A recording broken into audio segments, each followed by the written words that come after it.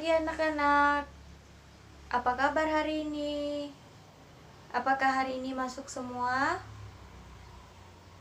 Baik, Ibu absen dulu ya. Dayang, ada? Rina, ada? Baik. Kalau begitu hadir semua ya hari ini. Oke. Sebelum kita mulai pelajaran, baiknya kita berdoa terlebih dahulu. Doa Ibu pimpin ya. Ayo. Sebelum kita mulai pelajaran, marilah kita berdoa. Berdoa mulai. Berdoa selesai. Nah, anak-anak, apakah sudah siap mengikuti pelajaran Ibu hari ini? Sudah siap ya?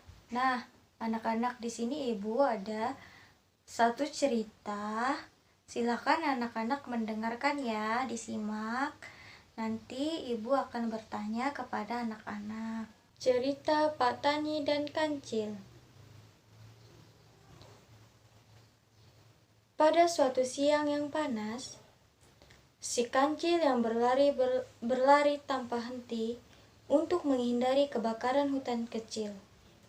Ia merasa kelelahan berlari tanpa henti. Melihat sebuah kebun milik Pak Tani. Sawah-sawah yang dipenuhi dengan buah-buahan timun yang siap dipanen. Kebetulan aku haus dan lapar, kata si Kancil menelan ludah. Tenggorokanku juga kering dan perutku keroncong. Aku ingin makan dan mengisi perutku. Tanpa rasa berdosa, Kancil menyantap hasil kebun milik Pak Tani. Enak, kata si Kancil sambil mengelus perutnya yang sudah buncit. Pak Tani murka melihat ladangnya berantakan. Setelah Kancil pergi, Pak Tani datang dan terkejut karena ladang sayurannya menjadi berantakan. Atau mungkin anak-anak nakal atau binatang buas yang mencuri timunku, ucap Pak Tani. Ladang mentimun Pak Tani benar-benar berantakan. Banyak pohon-pohonan yang rusak karena diinjak. Sisa-sisa potongan mentimun yang berserakan di tanah. Pak Tani pun segera pulang dan sesampai di rumah ia membuat boneka yang menyerupai manusia. Kemudian dia menggosokkan jebakan untuk ladang miliknya itu dengan getah nangka yang lengket. Pak Tani pun kembali ke kebun. Boneka itu dipasang di ladang mentimun bentuk persis seperti orang yang sedang berjaga-jaga. Terkena jebakan Pak Tani, Kancil yang mengetahui bahwa orang-orang sawah tidak bisa bergerak, dan Kancil pun memukulnya. Buk!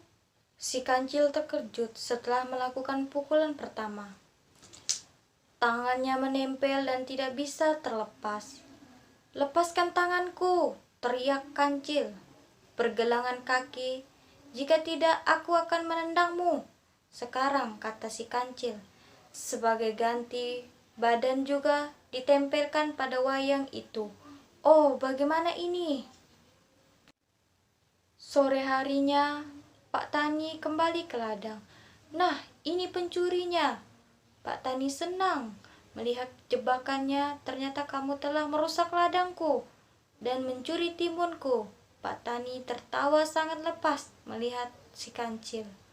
Datang ke rumah, si Kancil dikurung Pak Tani di kandang ayam. Rasain kamu Kancil, kata Pak Tani, akan kukurung kau di sini. Kancil pun kabur dari kandang ayam tersebut. Kemudian dia datang lagi ke ladang Pak Tani.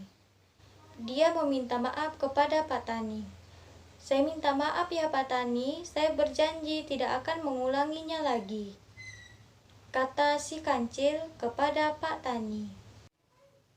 Nah, anak-anak, itulah cerita dongeng yang sudah Ibu bacakan. Nah, anak-anak, sekarang Ibu ingin bertanya kepada kalian.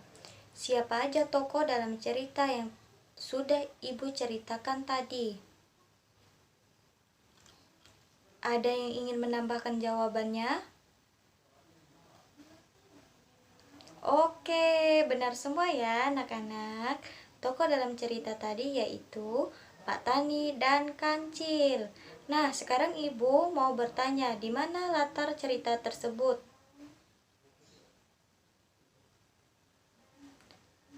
Jawabannya benar ya anak-anak, hanya saja kurang tepat. Ya, latar ceritanya adalah di kebun sayur Pak Tani.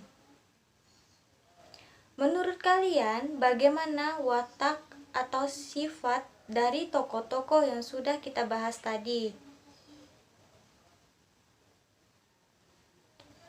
Oke, lalu bagaimana dengan watak Pak Tani dan Kancil? Baik, anak-anak, pembelajaran kita hari ini sudah selesai ya. Sebelum kita pulang, siapa yang mau pimpin doa ke depan satu orang? Baik, kita berdoa dulu ya. Oke, berdoanya selesai. Silakan pulang, hati-hati di jalan ya anak-anak. Ibu ucapkan selamat siang.